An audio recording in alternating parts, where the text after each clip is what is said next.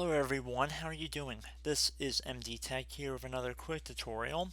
In today's tutorial, I'm going to show you guys how to hopefully resolve the D3DX9_26.dll is missing error you're experiencing on your Windows computer. So this should hopefully be a fairly straightforward tutorial, and without further ado, let's jump right into it. And we're going to start by opening up the Start menu, and you want to type in Folder Options. One of the best matches should say File Explorer Options here if you typed it in correctly. You want to left click on that, and now you want to left click on the View tab up at the top, and underneath where it says Hidden Files and Folders, you want to left click inside the circle next to Show Hidden Files, Folders, and Drives, and then left click on Apply and OK. Once you've done that, you want to open up a web browser.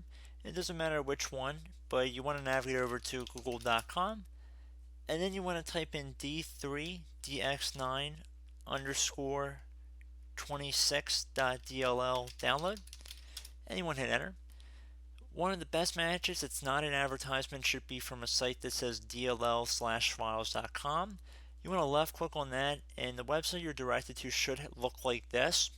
You want to make sure you're following along with this tutorial. It's very important you do that.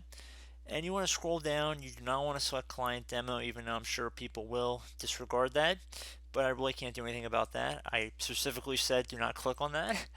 But you want to go underneath the available versions here, and you want to select whatever one corresponds to your version of Windows. Most people are going to be using a 64-bit version of the operating system, so that's one we're going to select. So I'm just going to left click on the download button one time to begin the download, and it should download in a compressed file format as well. So you can see I have a zip file down here. I'm just going to open up the containing folder. There should be a DLL file in here. I'm just going to left click on it and drag it over to the desktop. Now I'm going to close out of here. Now you want to open up the Start menu and type in this PC. Best match should say this PC right above Desktop App. I'm going to left click on that.